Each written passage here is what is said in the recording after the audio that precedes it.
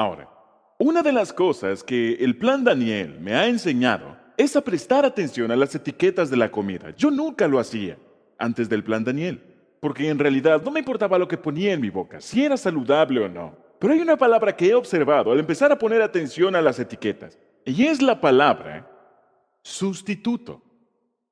¿Alguna vez has visto eso en una etiqueta de comida? La palabra sustituto. Algunas veces dice sustituye el chocolate. Amigos, las algarrobas no son chocolate. Nunca lo ha sido y en ningún universo sabrá igual que el chocolate. Muy bien. O puede decir sustituto del azúcar, lo que significa que no será nada bueno. Muy bien. Algunas veces, si alguna vez ves algo que dice sustituto de res, ¡corre! Porque no existe tal cosa como una hamburguesa de jardín. Eso no existe. Es un mito de los vendedores. Las hamburguesas solo están hechas de una cosa. Las hamburguesas están hechas de carne para hamburguesa. Los sustitutos siempre te meten en problemas. Ahora, cuando piensas en la palabra sustituto, ¿qué es lo que se te viene a la mente? Sí, un maestro sustituto. Un maestro. Los maestros sustitutos tienen mucha dificultad para ser respetados en las escuelas. No logran conseguir respeto. Algunos de ustedes han sido maestros sustitutos y ahora, para los directores de las escuelas, los maestros sustitutos son héroes. Porque le han salvado el pellejo a muchos directores, porque cuando un maestro se enferma, alguien tiene que hacerse cargo de los niños. Así que desde el punto de vista de un director académico, los maestros sustitutos son considerados como ángeles, porque son de mucha ayuda. Pero saben, muchas veces los niños no le dan mucho respeto a los maestros sustitutos. Porque la verdad es que la mayor parte del tiempo, si conseguimos a un sustituto, nos decepcionamos. Es como si fueras a un concierto y el presentador dijera, lo lamento, U2 no puede estar aquí esta noche, pero tenemos a U3. Tú dices, ¿qué? Sabes, los sustitutos no funcionan. Tú quieres algo original. Pero algunas veces, ¿saben lo que he descubierto? Algunas veces los sustitutos son mejores que el original. Algunas veces, un maestro sustituto puede ser más atractivo, más interesante, menos aburrido que el maestro que tienes cada semana. Ahora, esta semana estudiaremos el concepto de sustitución y vamos a ver la palabra de sustitución. Estamos en esta serie de las 7 mejores palabras de amor, que son las 7 declaraciones que Jesús hizo desde la cruz. Y la Biblia nos dice que Jesús estuvo en la cruz durante 6 horas, desde las 9 de la mañana hasta las 3 de la tarde.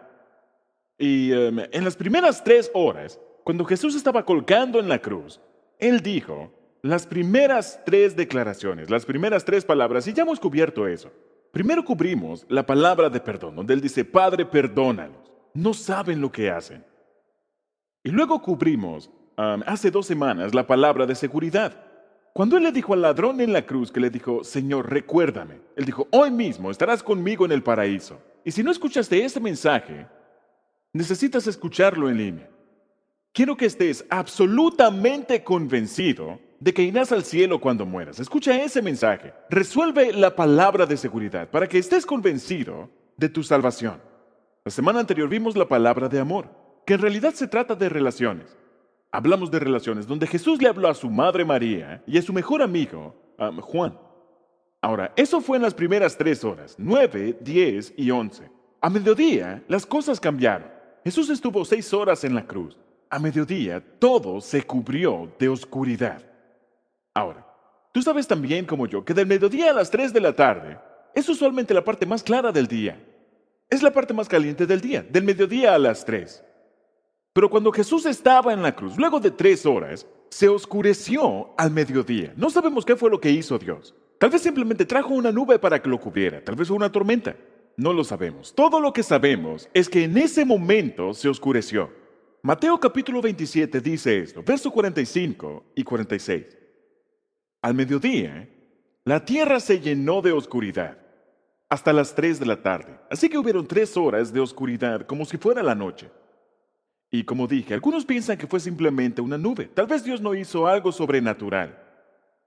Y a eso de las 3 de la tarde, Jesús clamó en voz fuerte. Él había estado en la cruz durante 3 horas. Elí, Elí, lama sabactani, que significa, Dios mío, ¿por qué me has abandonado? Esta es la cuarta palabra de amor que Jesús dice desde la cruz. Ahora, Dios hizo oscurecer en medio del día. La palabra griega skotos literalmente significa oscuridad. Él oscureció lo que estaba ocurriendo en la cruz. La oscuridad era como una cortina cayendo sobre esta escena, en la tortura final de Jesucristo.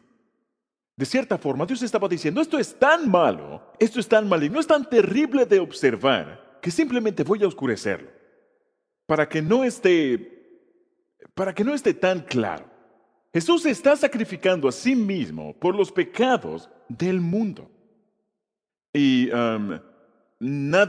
esta es una imagen muy terrible, donde Jesús él clamó esta cuarta palabra, y literalmente, anaboao, en griego, literalmente significa que él gritó. Y la cuarta cosa que Jesús dice desde la cruz es esta. Elí, Elí, lama sabactani, que significa, Dios mío, ¿por qué me has desamparado? Ahora, esta es la palabra más abrumadora de todas las cosas que Jesús dijo desde la cruz. Podemos entender, Padre, perdónalos. Podemos entender, hoy mismo estarás conmigo en el paraíso. Pero lo que ahora le dice a Dios el Padre, ¿por qué me has desamparado? Y dice, esa palabra literalmente significa me has rechazado, me has abandonado, te has alejado de mí. Padre, Dios, me has confinado. Algunos de ustedes conocen el dolor del abandono. Nada es más doloroso que ser rechazado por alguien. Si alguna vez has sentido el aguijón del rechazo, sabes cuán doloroso es. Algunos de ustedes en su infancia fueron rechazados o abandonados por un padre. Algunos de ustedes, siendo adultos, han sido rechazados o abandonados por un cónyuge. O tal vez un novio. Y esto es algo que ocurre. Recuerdo que leí en una ocasión de hecho fue un video en la internet, donde un hombre puso a un niño en un carrito de compra, puso al niño en un carrito de compra dentro de un supermercado y luego lo dejó solo. Dejó al niño abandonado, rechazado, olvidado. Y dices, ¿qué clase de persona haría eso? ¿Qué clase de persona se alejaría de esa forma?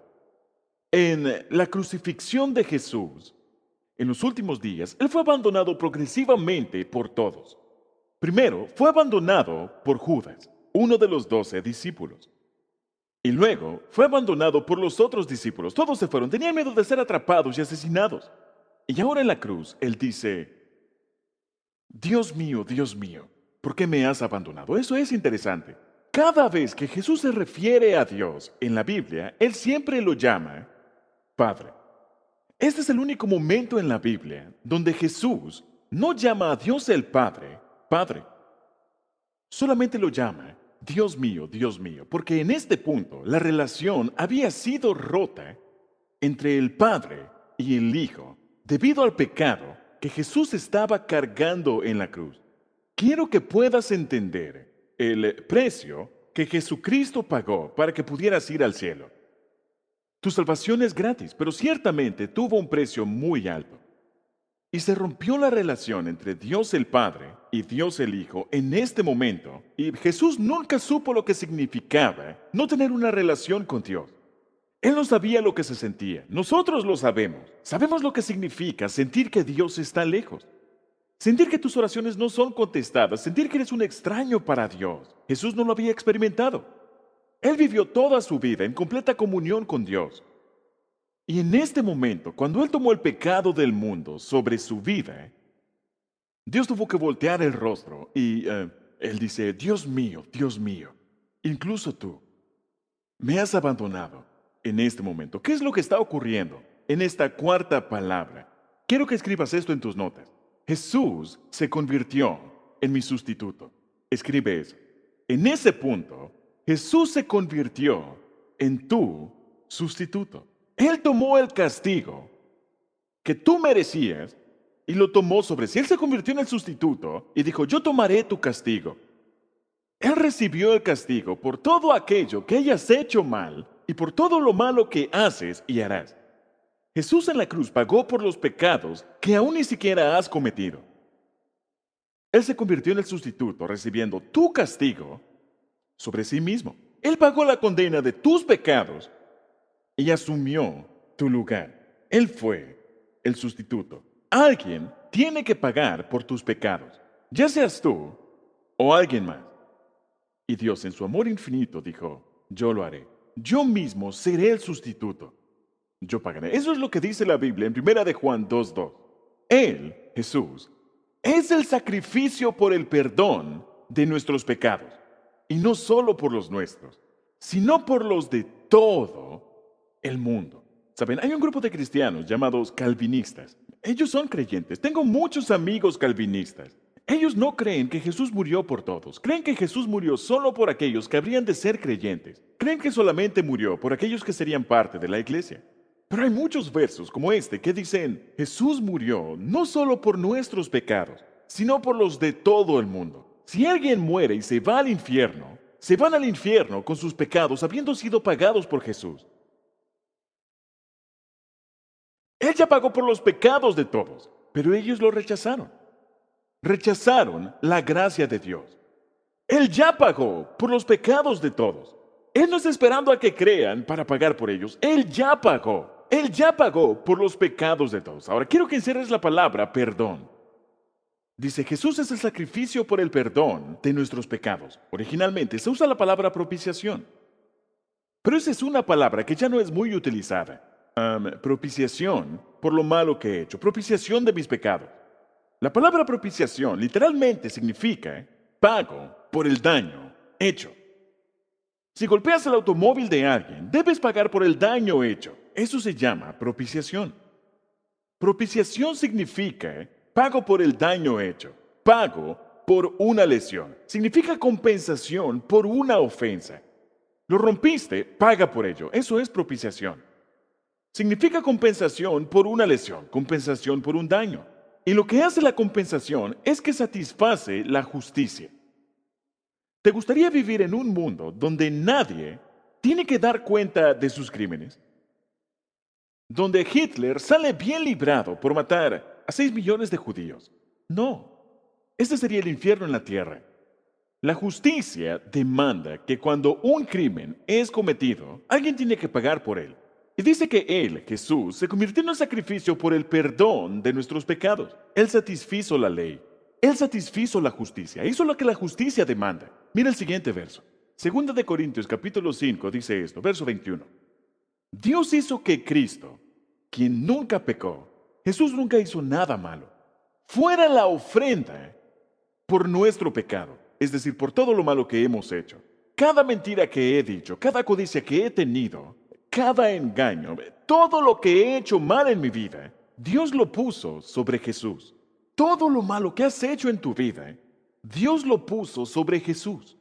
Él es el sacrificio de propiciación. Dios hizo que Cristo, quien nunca pecó, fuera la ofrenda por nuestro pecado, para que nosotros pudiéramos estar en una relación correcta con Dios por medio de Cristo.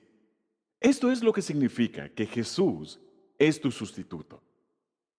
Si Jesús no es tu sustituto, entonces tú pagarás por tus propios pecados. Así que o pagas tú por ellos, o paga Jesús por ellos. Dios dice, no quiero que tú tengas que pagar.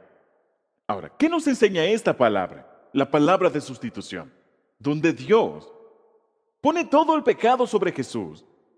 Y Jesús dice, Dios mío, ¿por qué me has abandonado? ¿Qué significa esto? ¿Qué nos enseña esta palabra? Y nos muestra la santidad de Dios, nos muestra la gravedad del pecado y nos muestra que la gracia tiene un alto costo, que costó mucho. Permíteme mostrártelo. Primero, escribe esto. Lo primero que aprendemos de la cuarta palabra es esto. Dios es santo. Dios es santo. La Biblia nos dice, saben, hablamos acerca de la Santa Biblia, cantamos Santo, Santo, Santo. De hecho, mira este verso, está ahí en tus notas. Apocalipsis 4:8 dice, Santo, Santo, Santo. Lo dice 3 veces para que entiendas el mensaje. Santo, Santo, Santo es el Señor Dios Todopoderoso, el que era.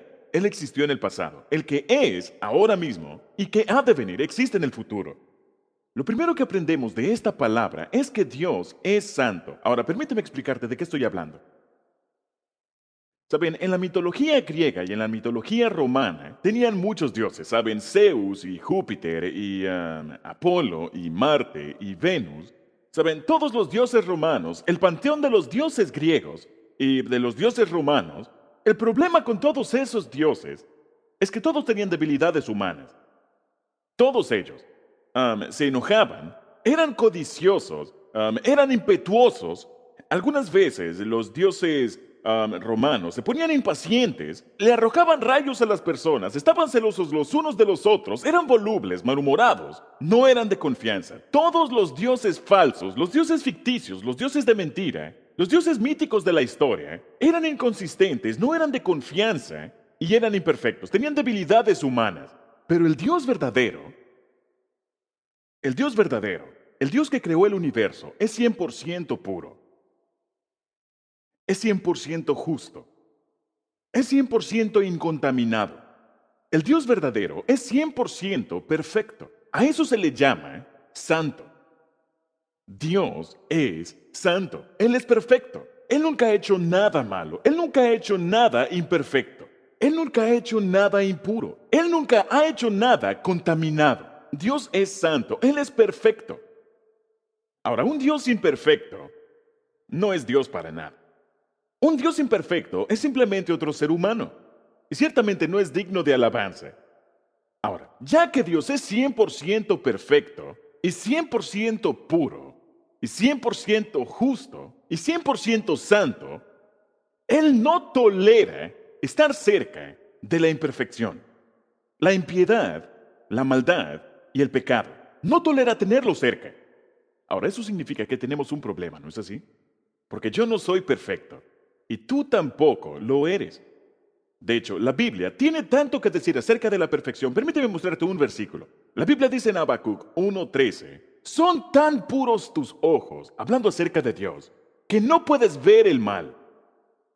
Dios no tolera la maldad. Ese es el porqué, por cierto. No existe el pecado en el cielo. No hay maldad en el cielo. No hay pecado en el cielo. No hay maldad en el cielo. ¿Por qué? Porque Dios es santo y Él no lo permitiría en su casa. Él no puede permitir que en un lugar perfecto exista la imperfección. Así que eso es lo que está sucediendo en la cruz. Dios es perfecto y Jesús es perfecto. Pero de repente, Dios en su infinito amor dice, yo voy a tomar todos los pecados de toda la humanidad, cada violación cometida, cada abuso infantil cometido, cada asesinato cometido, cada adulterio cometido. Voy a tomar todo eso y voy a poner todo eso sobre mi Hijo, Jesucristo, quien se ofreció para hacerlo. Por eso vino a la tierra, para llevarse el pecado del mundo. Y en ese momento sobre Jesús, en la cruz, cuando el mundo se oscureció y Jesús lo estaba tomando, Él no solo estaba sufriendo físicamente. ¿Sabes cuán mal te sientes cuando te sientes mal por un solo pecado? ¿Te gustaría sentir la culpa por todos los asesinatos cometidos? ¿Te gustaría sentir la culpa de todas las violaciones cometidas, todas ellas sobre ti? Esa es una tortura física, emocional, espiritual y mental. Y cuando Jesús voluntariamente estaba tomando sobre sí los pecados de todo el mundo, por eso se llama tu Salvador. Dios, quien es santo, no pudo tolerar siquiera ver a su Hijo y apartó su mirada, porque Él es perfecto. Y Jesucristo clamó, Elí, Elí, lama sabactani, Dios mío, ¿por qué me has abandonado?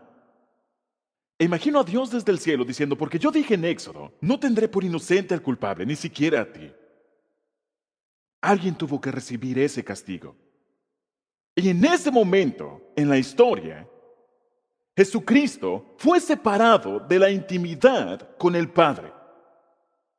En toda la eternidad pasada y en toda la eternidad en el futuro, luego de este evento, Jesús y Dios son uno, en armonía, en unidad, en amor, están en perfecta armonía. Pero en este momento, cuando está tomando los pecados de Rick Warren y cuando está tomando tus pecados en la cruz, Dios tuvo que voltear la mirada y rechazó a su propio Hijo. Eso es lo que estaba haciendo. Le costó a Jesús su propia comunión con el Padre. Dijo, ¿por qué me has abandonado? La relación se rompió. ¿Por qué? Porque Dios es santo. No es solamente amoroso. Él es amor. Si no fuera por Dios, no tendrías amor en tu vida. Y este acto es un acto de amor para salvarte el pellejo y para salvar tu alma, para salvar tu vida. Es un acto de amor, pero Dios es santo. Lo segundo que aprendemos es esto. Es que el pecado es repugnante. Quiero que escribas esto. El pecado es repugnante. Y en la cruz vemos cuán repugnante es el pecado en realidad. Ahora, la verdad es que nosotros no pensamos que el pecado sea repugnante. Vivimos en el siglo XXI y no creemos que el pecado sea repugnante. Creemos que es divertido. Y creemos que el pecado es gracioso. De hecho, la mayoría de programas de televisión y la mayoría de las películas usan el pecado como humor. Y esta es la estrategia de Satanás para hacer que te rías de lo que puso a Jesús en la cruz. Para que no lo tomes en serio. Oh, no es la gran cosa. Y las bromas en los programas de comedia y en las películas toman el pecado como un chiste. Y Satanás disfraza el pecado para que luzca atractivo, para que luzca simpático, para que luzca deseable, para que luzca gracioso. No es muy común en la televisión. No muy a menudo ves las consecuencias del pecado. Ves la parte graciosa, pero no ves las consecuencias. En una típica película de James Bond, el agente 007, él va a la cama con unas 5 o 6 mujeres. Y siempre muestra la parte romántica, la parte divertida. Y luego cuando se va con la siguiente mujer, no muestra la que quedó con el corazón roto. Nunca muestra la del corazón roto. Nunca muestra el daño hecho. Nunca muestra las consecuencias, las enfermedades de transmisión sexual. Muchas veces ves a personas en la televisión, en los bares, donde están tomando y están divirtiéndose mucho y parece que todos se están divirtiendo, pero no muestran al hombre que va a su casa y golpea a su esposa porque está borracho. Nunca muestran las consecuencias. No muestran a las personas que terminan en prisión porque se emborracharon y porque tuvieron un accidente y atropellaron a alguien. Nunca muestran las consecuencias del pecado. El pecado no es gracioso. Es repugnante. Y puso a Jesús en la cruz. Si quieres saber cuán repugnante es el pecado y el daño que causa, mira a Jesús sangrando en la cruz y diciendo, esto es lo que cuesta pagar por tus pecados. La cruz demuestra el daño que hace el pecado. Y el pecado, no nos damos cuenta de esto, hace 3 cosas. Por favor, escribe esto. Lo primero que hace el pecado es que me separa de Dios. El pecado me separa de Dios. ¿Por qué? Porque Dios es santo y yo no lo soy. Yo no lo soy. Así que el pecado rompe la relación, crea conflicto, crea una distancia entre tú y Dios. Siempre te aleja de Dios, siempre te separa de Dios. La Biblia dice esto en Isaías 59. Son sus pecados, las cosas que hemos hecho mal, los que los han separado de Dios. Y a causa de esos pecados, Él se alejó y ya no los escuchará. Porque Él dice, yo soy santo y no puedo escuchar eso. Ahora, cualquier persona que haya estado casada durante algún tiempo, sabe cómo el conflicto aleja y separa y estresa un matrimonio. He estado casado durante 40 años. ¿Qué no necesita decirme cuando está enojada? Yo lo sé. Lo sé de manera intuitiva. Puedo leerlo. Puedo sentirlo salir de sus poros. Ni siquiera tengo que voltearla a ver. Puedo sentir sus vibraciones. ¿Está bien? Porque la he amado durante tanto tiempo. Y cuando ocurre una ruptura en la relación y se disipa la armonía, y se reduce la intimidad y aumenta el conflicto y el estrés se hace presente, es porque alguien ha hecho algo malo. El pecado nos separa de Dios y nos separa de los demás. Las personas dicen, no logro conectarme con los demás. ¿Por qué? Porque todos hemos fallado. Todos hemos cometido errores, todos hemos pecado, todos hemos hecho cosas malas.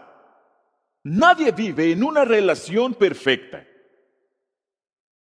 Hombres se casaron con una pecadora y ella con uno incluso más grande. No puedes esperar que dos personas imperfectas tengan una relación perfecta. No puede ocurrir. Tendrás malos entendidos, tendrás conflicto. El pecado me separa de Dios y me separa de los demás. Número 2, el pecado me abruma. Genera una enorme cantidad de estrés en mi vida. Cobra un tributo emocional en mi vida. Y cuando retengo el pecado en mi vida, cuando rompo las leyes de Dios, en realidad no rompo las leyes de Dios, ellas me rompen a mí y causan preocupación en mi vida y causan miedo en mi vida y causa remordimiento y lamento y culpabilidad en mi vida y causa inseguridad.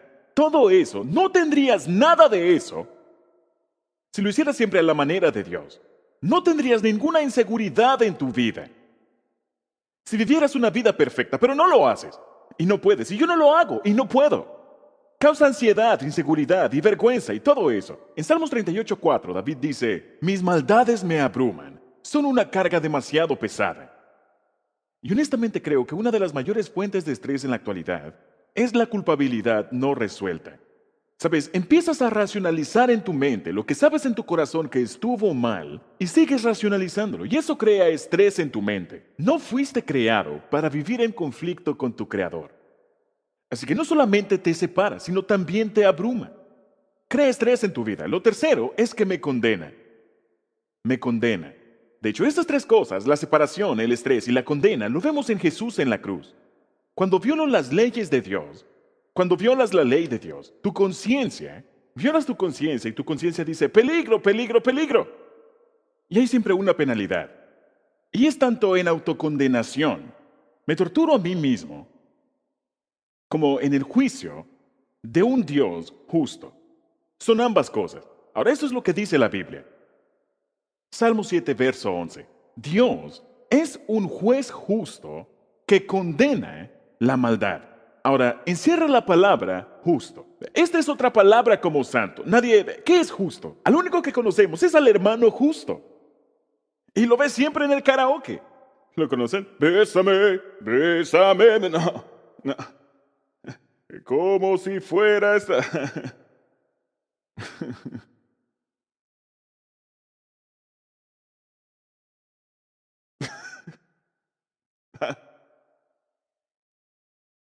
Dios es un juez justo, no es el hermano justo, es un juez justo.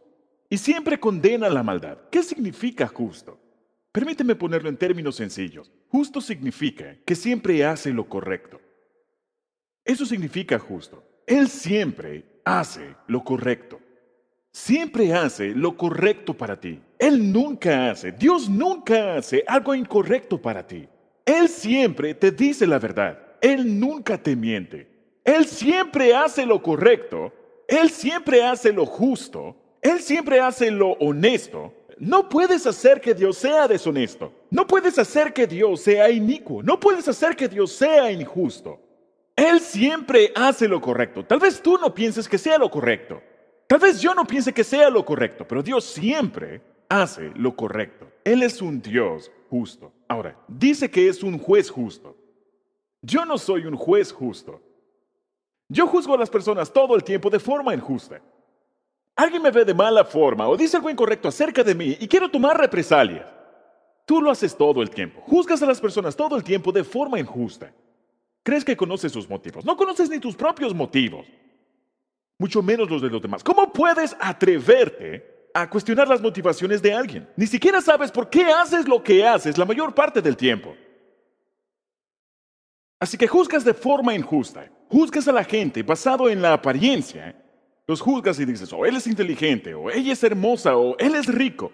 Tú juzgas a la gente de forma injusta todo el tiempo. Criticas a personas que no deberías criticar. Asumes que sabes cosas que no sabes. Dios no hace eso. Dios es siempre un juez justo. Él siempre hace lo correcto, lo que es bueno. Él es justo. Si Dios, me alegra mucho que Dios no es solo un Dios de amor.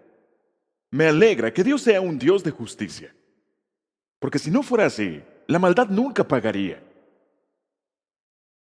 Y toda la gente que te lastima se saldría con la suya. Y todos los déspotas, todos los Pol Pot, y los Mao Zedong, y los Hitler, y todos los dictadores que han matado a millones de personas, todos los genocidios, ellos se saldrían con la suya. Pero Dios es un Dios de justicia. Y siempre hace lo correcto. Ahora, sabemos que Dios es un Dios de amor. ¿Existe algo que Dios odie? La respuesta es sí. Hay algo que Dios odia. Dios odia la maldad.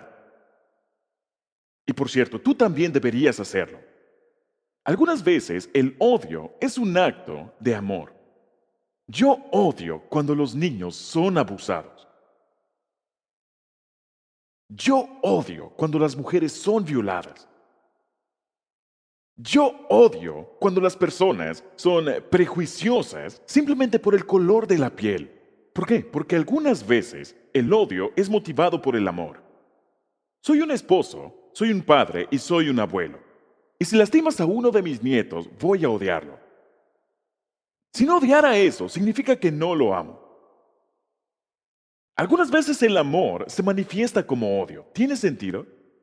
Y Dios ama tanto al mundo que odia el pecado. Dios ama tanto al mundo que odia la maldad. Él sabe lo que le hace a las personas. Él sabe que el pecado separa y que el pecado abruma y que el pecado condena. Él sabe cómo eso daña nuestras mentes. Él sabe cómo el pecado daña nuestros cuerpos. Él sabe lo que le hace a los adictos. Y Él sabe lo que la infidelidad le hace a las familias. Y Dios odia la infidelidad. Dios odia el pecado porque te ama a ti. Ese es el porqué. Ese es el porqué. Porque Él te ama. Así que odia el pecado. Y tú también deberías hacerlo. La Biblia dice que el enojo a veces es motivado por el amor. Ahora, Romanos 6:23, un versículo muy famoso, tú ya lo conoces. La paga del pecado es muerte, mientras que la dádiva de Dios es vida eterna en Cristo Jesús, nuestro Señor. Ahora, hay malas noticias y luego afortunadamente hay buenas noticias. Hablamos acerca de este versículo hace algunas semanas cuando dijimos que si tu jefe viniera y te dijera, tengo algo que en verdad te hará feliz, deberías estar muy agradecido, es un gran regalo. Y entonces te entrega tu salario. Y dices, espera un momento, esto no es un regalo. Yo trabajé por esto. Esto no es ningún regalo. Esta es mi paga. La paga es algo que has ganado por algo que has hecho. Un regalo es algo que no has ganado porque no hiciste nada para ganarlo. La paga del pecado es muerte. Yo merezco el castigo. Merezco morir por todo lo malo que he hecho. Pero el regalo de Dios, el cual no merezco, es vida eterna en Cristo Jesús. Ahora, permítanme decir esto. Tu mayor problema no es el problema que tú piensas.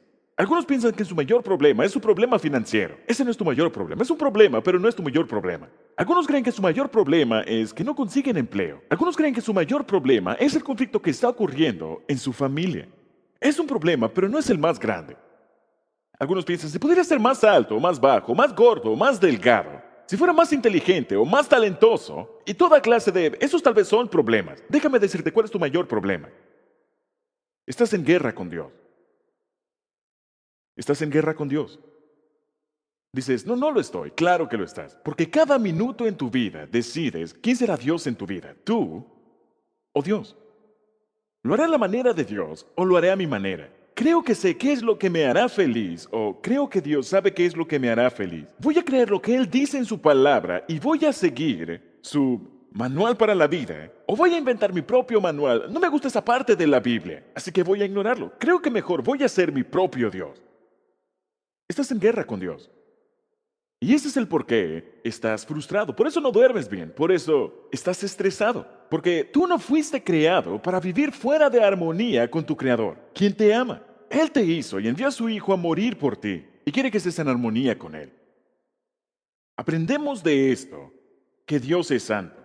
Y aprendemos de este versículo que el pecado es repugnante. Y hay una tercera cosa que aprendemos de este versículo, muy importante. La salvación es costosa. La salvación es costosa. Es gratuita. Puedes ir al cielo de forma gratuita. Puedes tener todos tus pecados perdonados, pero alguien pagó por ello. Jesús lo hizo. ¿Sabes? Si existiera otra forma para que pudieras ir al cielo, ¿no crees que Dios la hubiera utilizado? Si existiera otra forma para que un Dios santo dejara entrar a una persona imperfecta a un lugar perfecto, ¿no crees que Dios lo hubiera hecho en lugar de sacrificar a su propio hijo? Claro que sí. Hay mucha psicología popular que dice, todos vamos a ir al cielo porque yo soy bueno y tú eres bueno. Puedo imaginar a Jesús en la cruz diciendo, espera un momento, si tú eres bueno y tú eres bueno, entonces ¿para qué estoy aquí? ¿Para qué estoy aquí muriendo en la cruz si tú eres bueno? Si no necesitas a un Salvador, entonces ¿para qué estoy aquí? ¿Por qué estoy derramando mi sangre por ti si tú eres bueno? Y simplemente vas a entrar al cielo porque te gustaría estar allí. Y Dios va a dejar a una persona imperfecta entrar a un lugar perfecto. La cruz muestra que el pecado es destructivo, que es repugnante y que la salvación es costosa. Es el regalo más costoso que puedas recibir. Romanos 3:25 dice esto.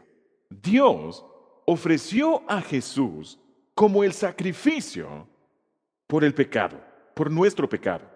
Ahí podemos ver nuevamente que Jesús se convirtió en nuestro sustituto. Las personas son declaradas justas a los ojos de Dios cuando creen que Jesús sacrificó su vida al derramar su sangre. Eso es la sustitución. Hay una historia que tal vez hayas escuchado acerca de dos amigos que fueron juntos a la escuela de leyes. Ocurrió hace muchos años, apareció en los periódicos. Y luego de la graduación, estos dos estudiantes de leyes fueron por caminos diferentes. Uno se convirtió en un respetable juez federal. El otro se convirtió en un adicto a la cocaína y más tarde en un narcotraficante. Se hizo adicto y luego se convirtió en criminal para costear su adicción. Un día, el segundo hombre fue arrestado por sus negocios ilícitos. Lo atraparon haciendo negocios y fue enviado a corte. Y da la casualidad que fue a dar a la corte de su amigo de la universidad, con quien fue a la escuela de leyes. Y todos se preguntaban si el juez iba a ser imparcial con su amigo. Pero de forma sorprendente, sin ninguna explicación, el juez hizo dos cosas.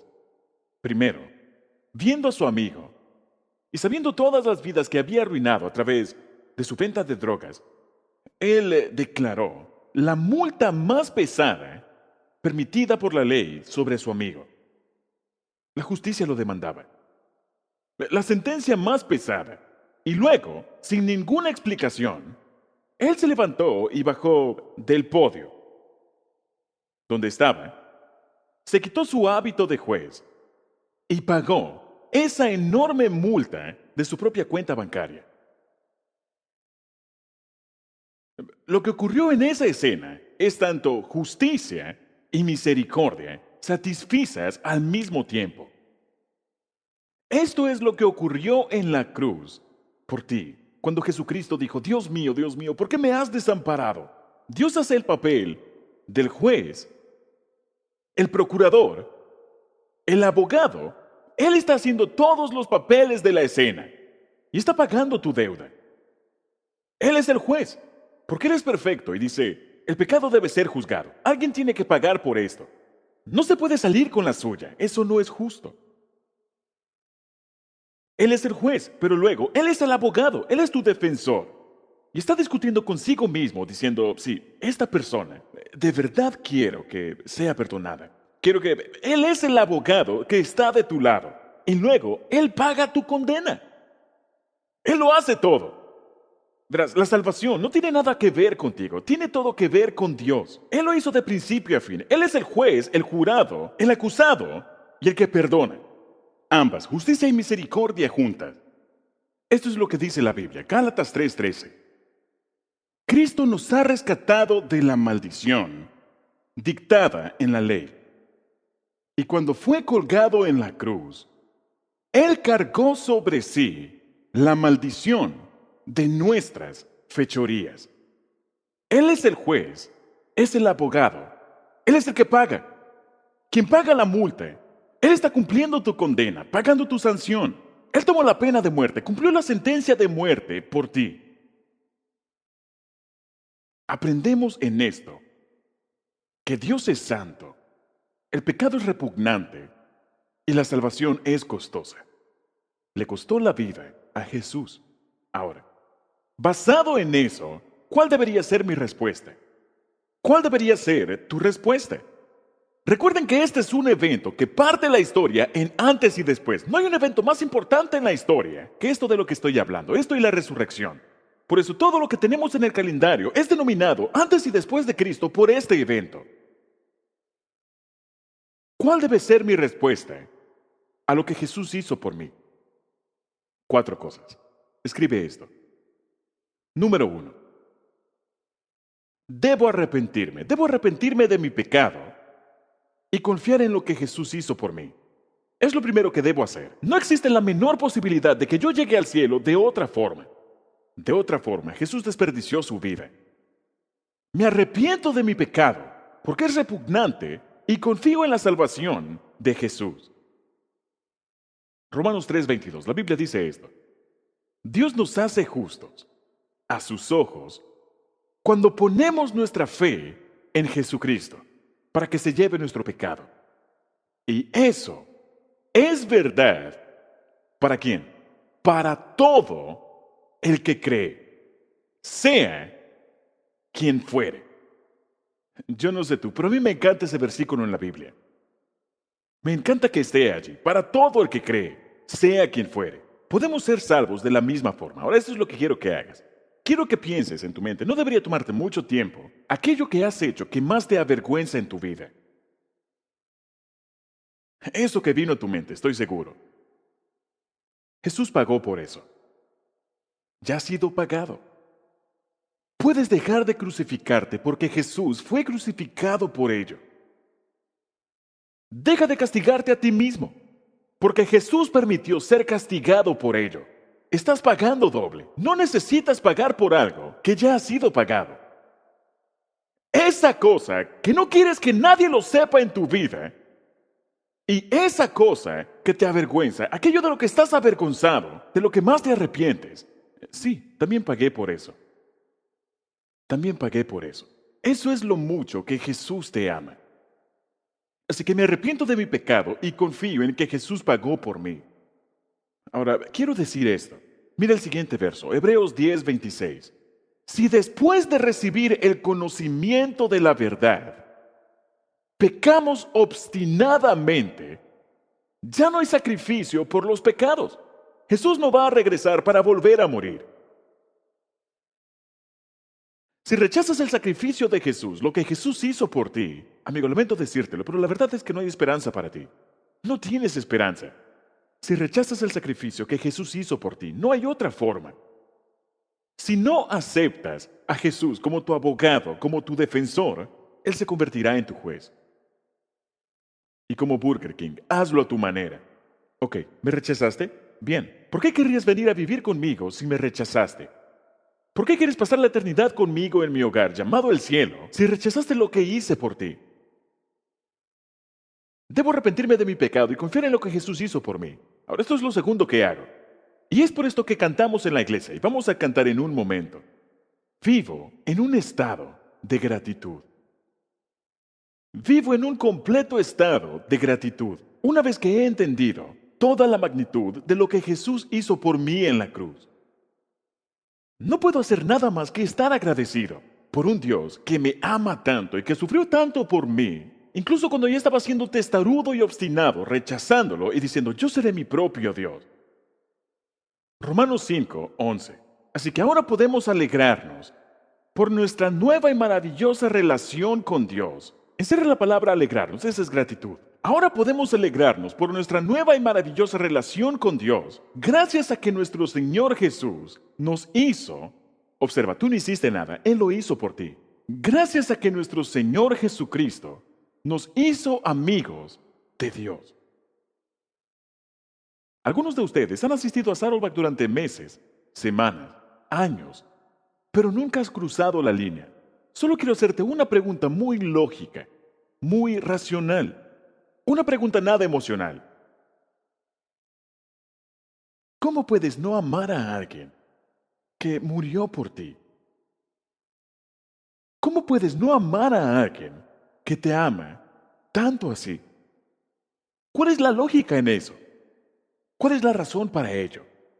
¿Cómo puedes no estar agradecido cada día por el resto de tu vida cuando te das cuenta de lo que ha hecho por ti? ¿Cómo puedes no querer alabarlo o conocerlo, querer aprender de él, querer crecer en él, querer conocerlo, querer servirlo, compartirlo, decirle a los demás? ¿Cómo puedes no hacer eso cuando descubres lo que él hizo por ti? ¿Cuánto te ama? Jesucristo merece tu eterna gratitud y tu amor eterno.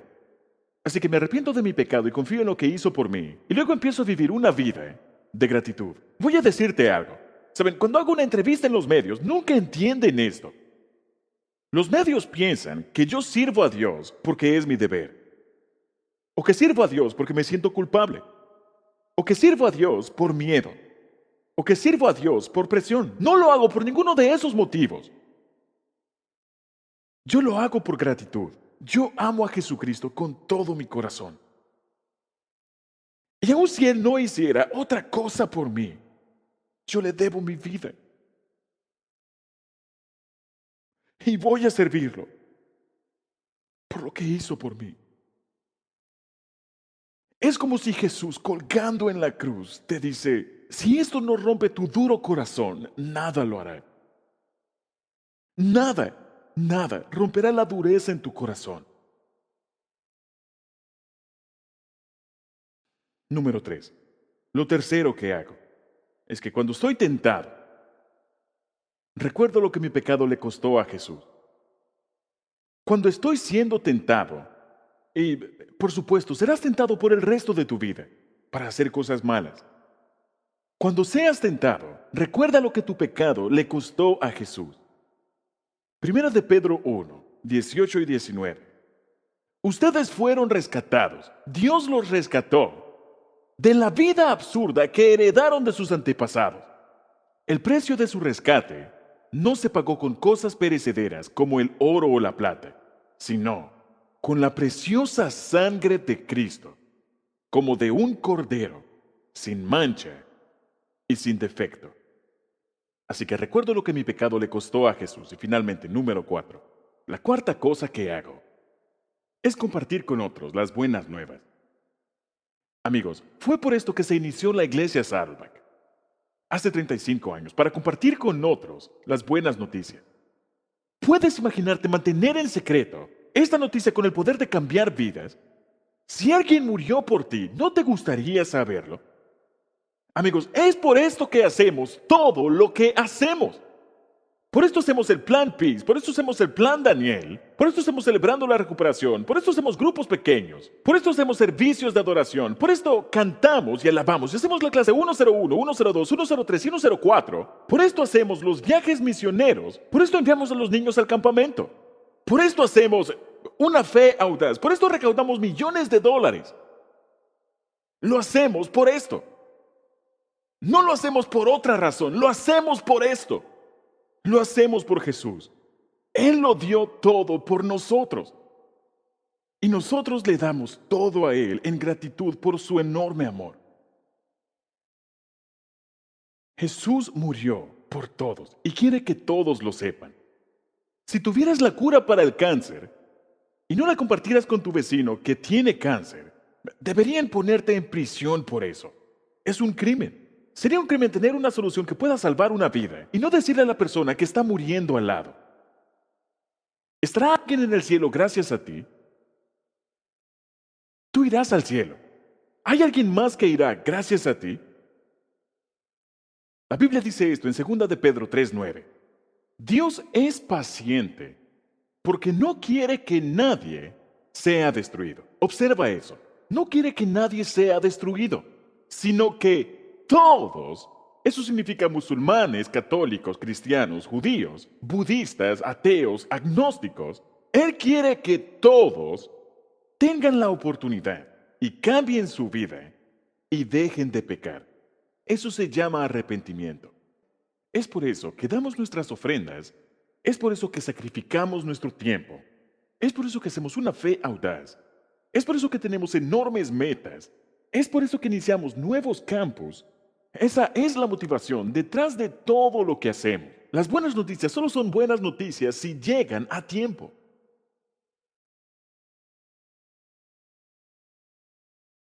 Y si esa persona que está sentada en su casa ahora mismo muere sin conocer a Cristo, entonces para esa persona, la muerte de Jesús en la cruz fue un completo desperdicio. Fue un desperdicio.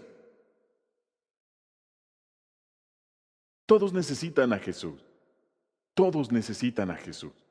Y el amor no deja elección. Y mientras yo sea pastor en esta iglesia, seguiremos alcanzando. Seguiremos creciendo, seguiremos iniciando nuevos campos, iniciaremos nuevos servicios, seguiremos haciendo edificios más grandes. ¿Por qué? Porque en todo el mundo no hay una sola persona que Dios no quiera en el cielo. Él quiere a todo el mundo allí. Pero deben escuchar la buena noticia y deben responder y aceptarlo. Y mientras haya una persona, alguien que esté cerca de la iglesia salva, que no conoce a Cristo, seguiremos invirtiendo dinero en alcanzar personas. Seguiremos invirtiendo tiempo, energía y esfuerzo para llevar las buenas nuevas a todo el mundo. Verás, Jesús fue separado de Dios. Dios mío, ¿por qué me has abandonado? Para que podamos estar unidos con Dios. Jesús se quedó solo para que nosotros estuviéramos con el Padre. Jesús fue ejecutado para que tú fueras exonerado. Su castigo pagó por tu perdón. Su humillación condujo a tu liberación. Él fue abandonado para que pudiera ser adoptado en la familia de Dios. Él fue rechazado para que tú fueras redimido. Y Él fue injuriado para que tuvieras reconciliación. Eso es lo mucho que Dios te ama. Él fue abandonado para que pudiéramos ser perdonados. Vamos a orar.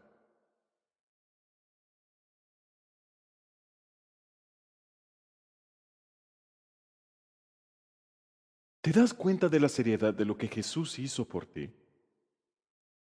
¿Cómo podrías no querer responder en gratitud y amor? Quisiera pedirle a los cantantes que pasen y vamos a entonar algunos cánticos y vamos a alabar a Dios y agradecerle por lo que Él hizo por nosotros en la cruz. Pero antes de hacerlo, resolvamos esta situación. Si hay alguien aquí que no ha resuelto esta situación, amigo, este es el tiempo. Dios es santo, el pecado es repugnante y la salvación es costosa, pero es gratuita para ti el día de hoy. Solamente debes aceptarla. No puedes ganarla, no puedes merecerla, no puedes comprarla, no puedes negociar. Solamente acéptala. Es un regalo gratuito de gracia. La paga del pecado es muerte, pero el regalo de Dios es la vida eterna en Jesucristo. No conseguirás un mejor trato. Y cambiarás tu culpabilidad por su perdón y tu vergüenza por su fortaleza. Y vas a cambiar, vas a intercambiar su muerte por tu vida. Así que ora esto en tu corazón y hazlo en serio. Querido Dios, he reflexionado acerca de esto que hemos hablado el día de hoy. El que tú no solamente me creaste, sino que enviaste a tu Hijo a morir por mí, sin siquiera yo saberlo. Yo estaba separado, estaba abrumado, y yo estaba condenado por mis propias palabras y acciones. Tú tomaste la iniciativa. Dios, tú eres un Dios puro, y tú eres santo, y tú eres justo, y siempre actúas con justicia. pero también estás lleno de gracia. Y Jesucristo, te agradezco por sacrificar tu vida por mí. Estoy arrepentido por mis pecados. Lamento haber huido de ti. Lamento mi apatía. Perdóname por fingir que yo era Dios. Qué necio de mi parte. Tú eres Dios y yo no lo soy. Así que quiero dar estos pasos con una enorme gratitud el día de hoy. Quiero rendir la posesión de mi vida a ti para que seas el administrador de mi vida. Quiero arrepentirme de mi pecado y quiero confiar, Jesús, en que tú me salvarás. Te pido humildemente que perdones mis pecados y que me aceptes en tu familia. Quiero vivir en un estado de gratitud por el resto de mi vida.